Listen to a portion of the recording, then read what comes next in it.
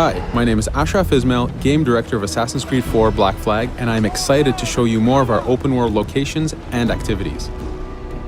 This is by far the biggest and most diverse game world we've ever built. Over 50 major locations and more than 75 uncharted islands.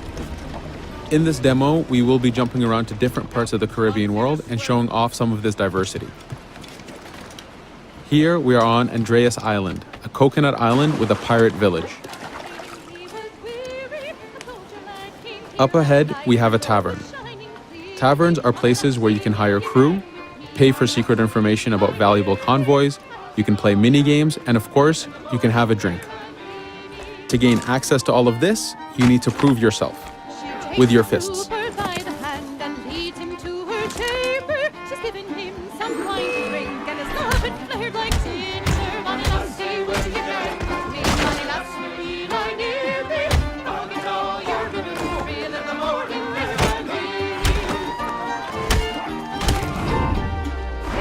Now that the fight is over, you have access to the tavern and its services.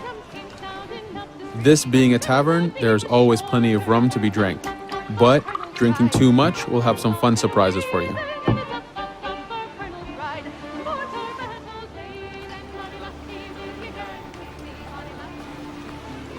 Now let's head to that viewpoint and sync up. Each viewpoint in the game is a small navigation puzzle to reach the top. Synchronizing unfogs the map, showing you nearby collectibles and activities, and it also becomes a fast travel point so that you can quickly get back here. The world is massive. We needed to make it comfortable and easy for you to get to where you want.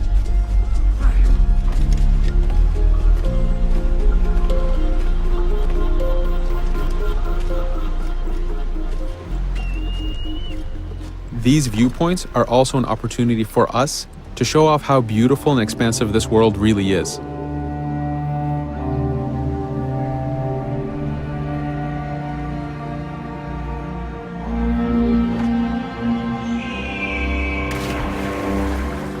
Now we're heading to another important location, underwater shipwrecks.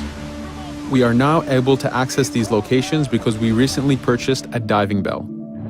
These are real 18th century devices that pirates and sailors used to access the underwater. Underwater is how the golden age of piracy started. Through an incredible hurricane, tons and tons of Spanish gold was lost at the bottom of the seabed. This attracted poor, jobless sailors and pirates to dive down and grab this treasure. It was important for us to include the underwater as a new environment because it was so important to the history of piracy. The underwater is full of unknown dangers and predators.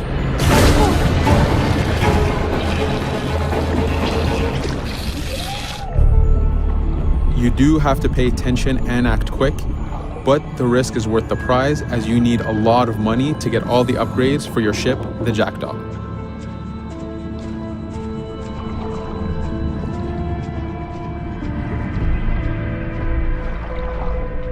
Stealth is very important, even in the underwater. Here, we can use the seaweed and plant life to keep yourself hidden from sharks and other dangers.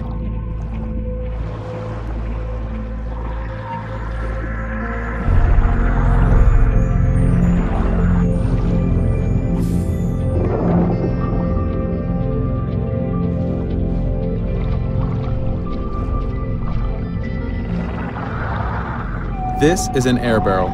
It's a one-time air refill, so use them wisely. Of course, you can always go back to the diving bell to refill.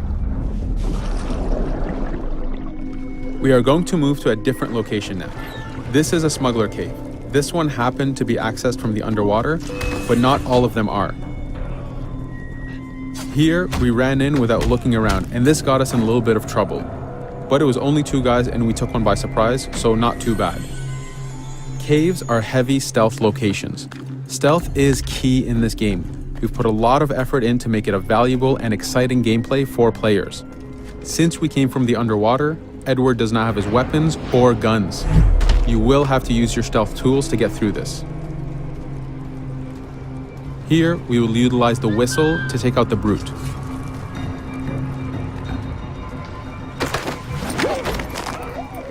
Anytime an enemy is taken out, they will drop their weapon for you to use.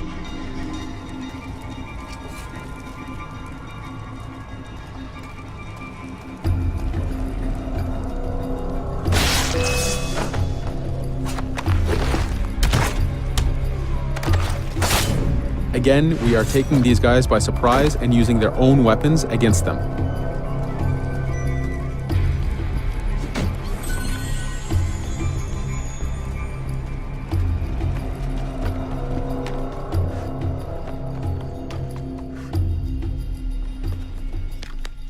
Using just your fists keeps things quiet.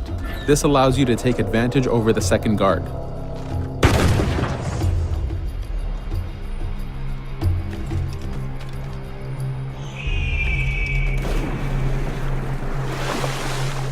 Up to this point, we've been doing a lot of pirating. This has attracted the attention of pirate hunters.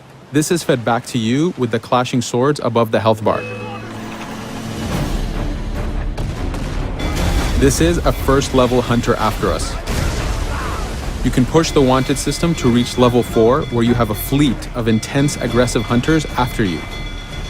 The horn you heard indicates that this is a charger type ship. This ship is all about getting close and ramming. Each ship type has a unique sound associated to it, the scariest being the war drums of a man of war. Your first mate, Adewale, is always giving you helpful advice and feedback. The chain shot is a stun weapon. Hitting ships slows them down. Great for stopping a charger's attack.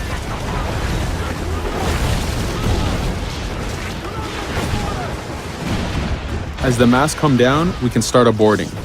We need to take out 10 crew members to win the boarding. Of course, we can do it any way we want. In this case, since this is a smaller ship, the swivel gun is very efficient.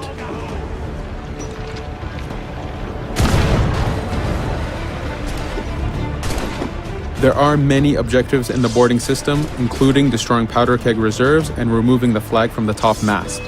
But the most basic objective is to eliminate the crew. Here, you can see Edward utilizing his dual cutlasses and guns, combining them in counters and combo attacks. You do have a max of 4 shots before reloading, so make them count.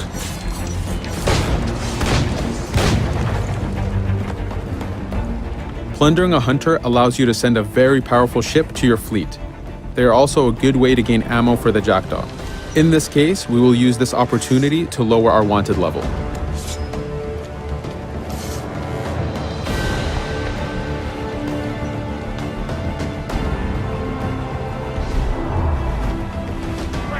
A very important new activity in Black Flag is harpooning.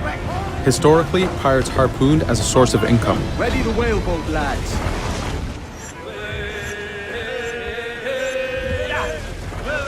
Harpooning is a part of upgrading Edward and his gear. There are many different types of creatures to harpoon, and they are all needed to get every single upgrade. Steady now, lads.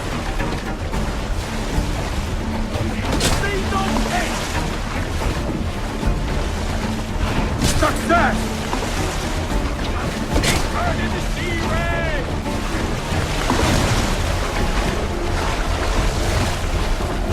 It's weakening! The blast has torn the rope! Stay sharp, lads. This is one of the smaller harpooning targets. Just imagine taking on a great white shark or a blue whale.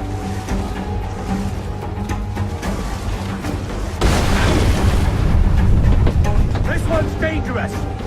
The harpooning activity itself has upgrades, and you will need them to take on the bigger targets. You can upgrade the health of the rowboat, the number of harpoons you carry, and the damage of the harpoons themselves.